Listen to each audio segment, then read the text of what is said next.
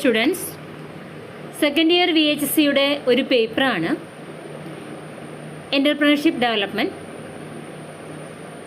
അതിൽ ഫസ്റ്റ് യൂണിറ്റാണ് നമ്മൾ നോക്കുന്നത്. Entrepreneurial opportunity, identification concept of business opportunity. ഈ ഒരു ഭാഗത്ത് എന്താ പറയുന്നത്? ഈ ഒരു ഭാഗത്ത് വിവിധ സംരംഭക അവസരങ്ങളെക്കുറിച്ച് പറയുന്നുണ്ട്. Business idea which can be converted in to business earning profit. Example, KSRTC has introduced KSRTC Swift services in Kerala on different routes. അതായത് ബിസിനസ് ഐഡിയ എന്ന് പറഞ്ഞാൽ which can be converted in to, അതിനെ convert ചെയ്യപ്പെട്ടു. എങ്ങനെ? Business earning profit, അതായത് ലാഭമുണ്ടാക്കാനുള്ള വിവിധ രീതിയിൽ അതിനെ കൺവേർട്ട് ചെയ്യാം. എക്സാമ്പിൾ പറയുകയാണെങ്കിൽ KSRTC has introduced KSRTC Swift services. നമുക്കറിയാം ദൂരയാത്രക്കൊക്കെ സ്വിഫ്റ്റ് സർവീസസ് ഉണ്ട് അല്ലേ, കേരളത്തിൻ്റെ വിവിധ റൂട്ടുകളിലേക്ക്. ഇതെന്താണ്? KSRTCൻ്റെ ബിസിനസ് ഡെവലപ്പ് ചെയ്യാനുള്ള, KSRTCക്ക് കൂടുതൽ ലാഭമുണ്ടാക്കാനുള്ള പുതിയ സംരംഭമാണ്. വിത്ത് ഓപ്പർച്യൂണിറ്റീസാണ്. Sensing entrepreneurial opportunity, sources of business opportunity. Business അവസരങ്ങളുടെ ഉറവിടങ്ങളെക്കുറിച്ചാണ് നമ്മളിവിടെ പറയുന്നത്. എന്തൊക്കെയാണ് ബിസിനസ് അവസരങ്ങളുടെ ഉറവിടങ്ങൾ എന്ന് പറഞ്ഞാൽ? Knowledge about customer needs. എങ്ങനെയാണ് ബിസിനസ് അവസരങ്ങൾ, ഏത് ഉറവിടങ്ങളിൽ നിന്നാണ് നമ്മൾ, ഏതൊക്കെ ഉറവിടങ്ങളിലൂടെയാണ് ബിസിനസ് അവസരങ്ങൾ നമ്മൾ കണ്ടെത്തുക?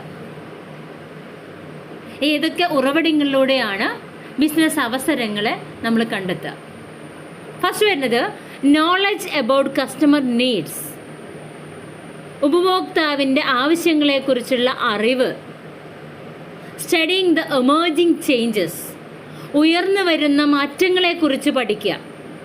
നെക്സ്റ്റ്, ഇന്നൊവേഷൻ, നിലവിലുള്ള ബിസിനസ്സിനെ എങ്ങനെ നവീകരിക്കാം. സക്സസ് സ്റ്റോറീസ് ഓഫ് എൻ്റർപ്രണേഴ്സ്, സംരംഭകരുടെ വിജയഗാഥകൾ. ഗവൺമെൻറ് സ്കീംസ്, സർക്കാർ പദ്ധതികൾ. Availability of inputs at cheaper rates, കുറഞ്ഞ നിരക്കിൽ ഇൻപുട്ടുകളുടെ ലഭ്യത.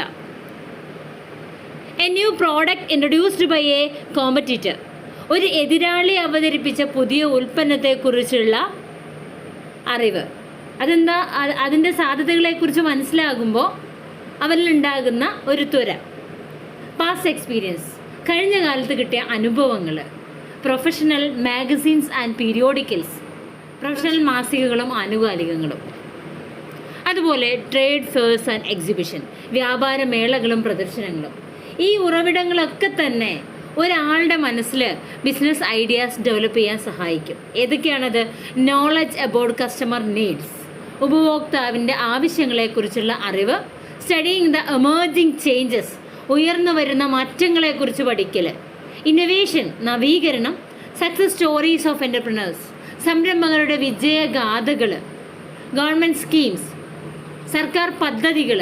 Availability of inputs at cheaper rates, കുറഞ്ഞ നിരക്കിലെ ഇൻപുട്ടുകളുടെ ലഭ്യത. A new product introduced by a competitor, ഒരു എതിരാളി അവതരിപ്പിച്ച ഒരു ഉൽപ്പന്നം. അതും ഒരു പ്രചോദനമായി മാറാറുണ്ട്. പാസ്റ്റ് എക്സ്പീരിയൻസ്, കഴിഞ്ഞ കാലത്ത് കിട്ടിയ ഒരു അനുഭവം. അതനുസരിച്ച് ഒരു പ്രോഡക്റ്റിൻ്റെ ഉൽപ്പാദനത്തെക്കുറിച്ച് ചിന്തിക്കാൻ പ്രേരിപ്പിക്കും.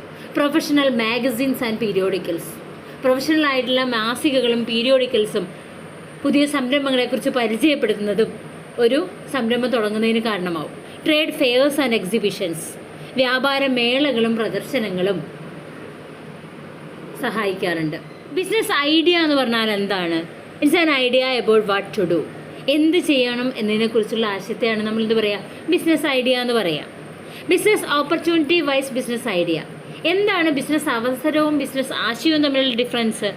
Business idea is simply an idea about what to do. എന്ത് ചെയ്യണം എന്നുള്ള ഒരേ ഒരു ആശയം മാത്രമാണ് ഇത് ബിസിനസ് ഐഡിയ എന്ന് പറഞ്ഞാൽ. ബിസിനസ് ഓപ്പർച്യൂണിറ്റി എന്ന് പറഞ്ഞാൽ എന്താ? What to do and how to do. എന്താണ് ഒരു ഐഡിയ എന്നും അതെങ്ങനെ ചെയ്യാമെന്നുള്ളതിനെയാണ് എന്ത് പറയുക? ബിസിനസ് ഓപ്പർച്യൂണിറ്റി എന്ന് പറയാം. ഇനി നമുക്ക് transformation of idea into opportunity. ഒരു ഐഡിയയെ എങ്ങനെ അവസരമാക്കി മാറ്റാം എന്ന് നോക്കാം.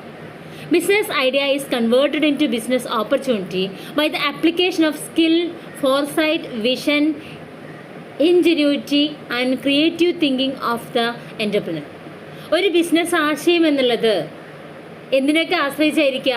ആ സംരംഭകൻ്റെ കഴിവ്, ദൂരം, കാണുന്ന മനസ്സ്, അയാളുടെ ഉൾക്കാഴ്ച, അതുപോലെ അയാളുടെ കൗശല ബുദ്ധികൾ, കാര്യങ്ങളെക്കുറിച്ചുള്ള അദ്ദേഹത്തിൻ്റെ ക്രിയാത്മകമായ നിരീക്ഷണം, ഇതിനൊക്കെ അടിസ്ഥാനത്തിലാണ് ആ ഒരു ബിസിനസ് പ്രയോഗവൽക്കരിക്കപ്പെടുന്നത്. അതിലൂടെയാണ് അത് അവസരമായിട്ട് മാറ്റപ്പെടുന്നത്. അപ്പോൾ അതിനൊരു പിക്ചർ കൊടുത്തിട്ടുണ്ട്. അതായത് ഒരു ഐഡിയ ഓപ്പർച്യൂണിറ്റി ആയിട്ട് മാറുന്നതിന് മുമ്പ് എന്ത് ചെയ്യും? വിഷൻ ഉണ്ടാവും, ഫോർസൈറ്റ് ഉണ്ടാവും, സ്കില്ലുണ്ടാവും, ക്രിയേറ്റീവ് തിങ്കിങ് ഉണ്ടാവും. അതിനുശേഷമാണ് എന്തായി മാറുന്നത്? അതൊരു ഓപ്പർച്യൂണിറ്റി ആയിട്ട് മാറുന്നത്.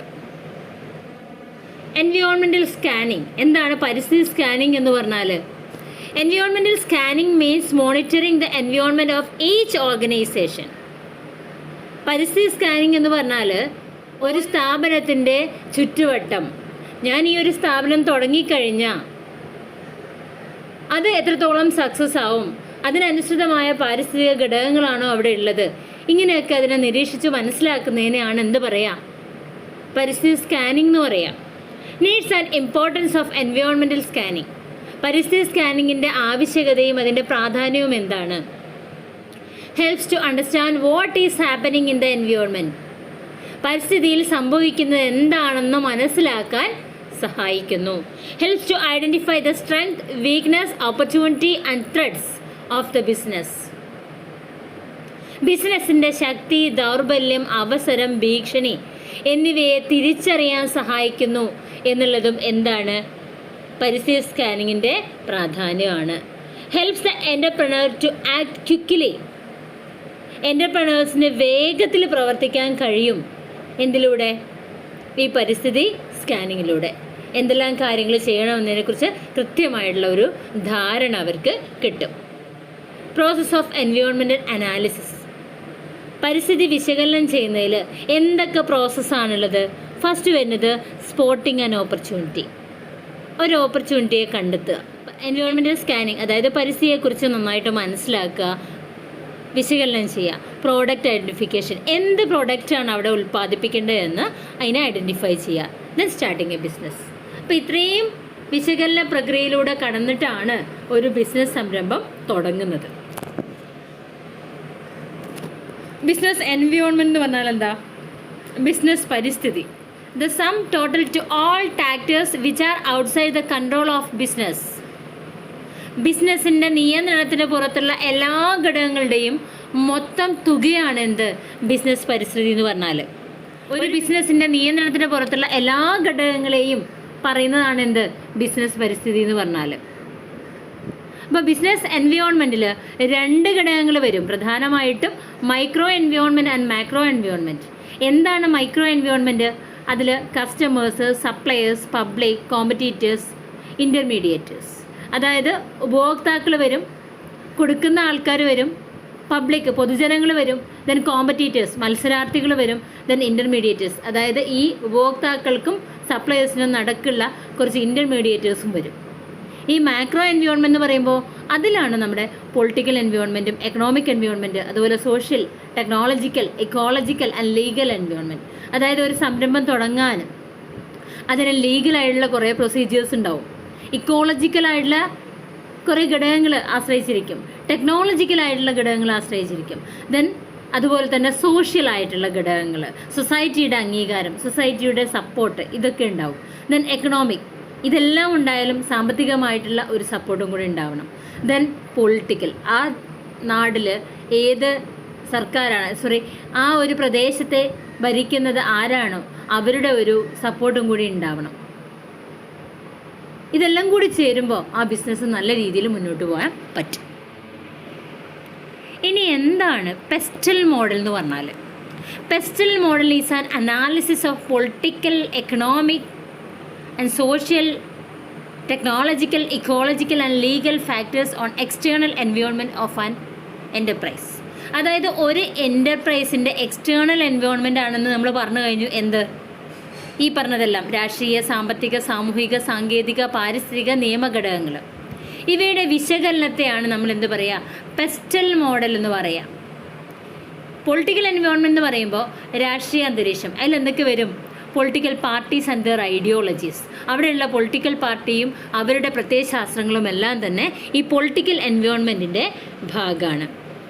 Type of government, single party or collision. അതായത് ഏത് തരത്തിലുള്ള സർക്കാരാണ്, ഏകപക്ഷീയ സർക്കാരാണോ അല്ലെങ്കിൽ സഖ്യ സർക്കാരാണോ എന്നുള്ളതെല്ലാം തന്നെ ആ ഒരു ബിസിനസ് സംരംഭത്തെ ബാധിക്കും. നമുക്കിപ്പോൾ ഒരു സ്ഥാപനത്തിന് നമുക്ക് അവരുടെ എല്ലാ തരത്തിലുള്ള സപ്പോർട്ടും കിട്ടണമെങ്കിൽ നമുക്ക് ആരെ പോയി കാണണം? ഈ രീതിയിലുള്ള ആ പ്രദേശത്തെ ഗവൺമെൻറ് സ്വാധീനിക്കും. ദെൻ സ്റ്റെബിലിറ്റി, സ്ഥിരമായിട്ടുള്ളതാണോ? Government policy, taxation policy, foreign trade, regulation etcetera. അതായത് സർക്കാർ നയങ്ങൾ, അതിലെന്തൊക്കെ വരും? നികുതി നയങ്ങൾ, വിദേശ വ്യാപാര ചട്ടങ്ങൾ, ഇതൊക്കെ തന്നെ പൊളിറ്റിക്കൽ എൻവയോൺമെൻറ്റിൻ്റെ ഭാഗമാണ്. അപ്പോൾ എന്താണ് എക്കണോമിക് എൻവയോൺമെൻറ്റ് എന്ന് പറഞ്ഞാൽ? എക്കണോമിക് കണ്ടീഷൻ, സാമ്പത്തിക സ്ഥിതി, എക്കണോമിക് പോളിസി, സാമ്പത്തിക നയം, ഇൻഫ്ലേഷൻ, പണപ്പെരുപ്പം, ഇൻട്രസ്റ്റ് റേറ്റ്സ്, പലിശ നിരക്കുകൾ, ടാക്സ് റേറ്റ്, നികുതി നിരക്കുകൾ, ബിസിനസ് സൈക്കിള്, എംപ്ലോയ്മെൻറ്റ് റേറ്റ്സ്, തൊഴിൽ നിരക്കുകൾ, ഫോറിൻ ട്രേഡ് ബാലൻസസ്, വിദേശ വ്യാപാര ബാലൻസ്, അതായത് വിദേശ വ്യാപാരത്തിനുള്ള സാധ്യതകൾ. അതായത് സാമ്പത്തിക സ്ഥിതിയും സാമ്പത്തിക നയങ്ങളും പണപ്പെരുപ്പവും പലിശ നിരക്കുകളും നികുതി നിരക്കുകളും അതുപോലെ തൊഴിൽ നിരക്കുകളും വിദേശ വ്യാപാര ബാലൻസുകളും അങ്ങനെയുള്ള എല്ലാം തന്നെ എക്കണോമിക് എൻവയോൺമെൻറ്റിൻ്റെ ഭാഗമാണ്. ദെൻ എൻവയോൺമെൻറ്റ്, സോഷ്യൽ എൻവയോൺമെൻറ്റ് എന്ന് പറഞ്ഞാൽ എന്താണ്? ഡെമോഗ്രാഫിക് ഡിസ്ട്രിബ്യൂഷൻ, ജനസംഖ്യാപരമായിട്ടുള്ള വിതരണം, എത്രത്തോളം ജനങ്ങളുണ്ട്, നമ്മളിങ്ങനെ ഒരു സംരംഭം തുടങ്ങിയാൽ അത് അവിടെ സക്സസ് ആവോ. ദെൻ സോഷ്യൽ മൊബിലിറ്റി, സാമൂഹിക ചലനശേഷി, ഇൻകം ഡിസ്ട്രിബ്യൂഷൻ, വരുമാന വിതരണം, ആറ്റിറ്റ്യൂഡ് ഓഫ് പീപ്പിൾ, ആളുകളുടെ മനോഭാവം. ദെൻ കൾച്ചറൽ ഹെറിറ്റേജ്, സാംസ്കാരിക പൈതൃകം, കസ്റ്റംസ് ആൻഡ് ബെനഫിറ്റ്സ്, ആചാരങ്ങളും വിശ്വാസങ്ങളും. ദെൻ ലിറ്ററസി റേറ്റ്, സാക്ഷരതാ നിരക്ക്, സാക്ഷരതാ നിരക്ക്, എഡ്യൂക്കേഷണൽ സിസ്റ്റം, വിദ്യാഭ്യാസ സമ്പ്രദായം. ദെൻ കൺസ്യൂമറിസം, ഉപഭോക്തൃത്വം. ഇതെല്ലാം തന്നെ എന്താണ്? സോഷ്യൽ എൻവയോൺമെൻറ്റിൻ്റെ ഭാഗമാണ്. എന്താണ് ടെക്നോളജിക്കൽ ഫാക്ടേഴ്സ് എന്ന് പറഞ്ഞാൽ? സാങ്കേതിക ഘടകങ്ങൾ ഏതൊക്കെയാണ്? റിസർച്ച് ആൻഡ് ഡെവലപ്മെൻറ്റ്, ഗവേഷണവും വികസനവും, ഏതൊക്കെ പുതിയ പുതിയ ടെക്നോളജി യൂസ് ചെയ്യണമെന്നുള്ള. ദെൻ ഇൻവെൻഷൻ, പുതിയ പുതിയ കണ്ടുപിടുത്തങ്ങൾ, ഇന്നൊവേഷൻ, പുതുമകൾ, അതുപോലെ തന്നെ ഇംപ്രൂവ്ഡ് മെത്തേഡ്സ് ഓഫ് പ്രൊഡക്ഷൻ, മെച്ചപ്പെട്ട ഉൽപ്പാദന രീതികൾ. ദെൻ സ്പീഡ് ഓഫ് ടെക്നോളജി, സാങ്കേതിക വിദ്യയുടെ വേഗത. ഇങ്ങനെയുള്ള ഇതെല്ലാം തന്നെ എന്താണ്? ടെക്നോളജിക്കൽ ഫാക്ടേഴ്സാണ്. ഇനി എന്താണ് ഇക്കോളജിക്കൽ എൻവയോൺമെൻറ്റ് എന്ന് പറഞ്ഞാൽ? പാരിസ്ഥിതിക പരിസ്ഥിതി, സ്റ്റഡി അബൌട്ട് എൻവയോൺമെൻറ്റ്. ഈ ഒരു എൻവയോൺമെൻറ്റ് എനിക്കിങ്ങനെ ഒരു സംരംഭം തുടങ്ങാൻ ഉചിതമാണോ എന്നതിനെക്കുറിച്ച് പഠിക്കാം. ബയോട്ടിക് ഫാക്ടേഴ്സ് എന്ന് പറഞ്ഞാൽ പ്ലാന്റ്സ്, ആനിമൽസ്, മൈക്രോ ഓർഗാനിസംസ്, ജൈവ ഘടകങ്ങൾ, അതായത് സസ്യങ്ങൾ, മൃഗങ്ങൾ, സൂക്ഷ്മാണുക്കൾ, ഇതൊക്കെയാണ് ബയോട്ടിക് ഫാക്ടേഴ്സ് എന്ന് പറഞ്ഞാൽ. അബയോട്ടിക് ഫാക്ടേഴ്സ് എന്ന് പറഞ്ഞാലോ?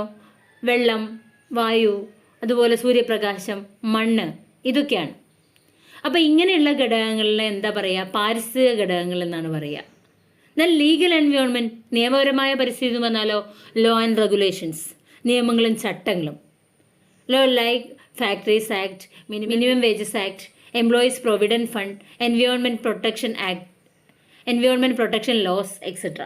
അപ്പോൾ factory act, minimum wage act, employees provident fund, പരിസ്ഥിതി സംരക്ഷണ നിയമങ്ങൾ, ഇതൊക്കെ തന്നെ ലീഗൽ എൻവയോൺമെൻറ്റിൻ്റെ ഭാഗമാണ്. അപ്പോൾ ഇത്രയും കാര്യങ്ങളാണ് എക്സ്റ്റേണൽ എൻവയോൺമെൻറ്റ് എന്ന് പറഞ്ഞാൽ.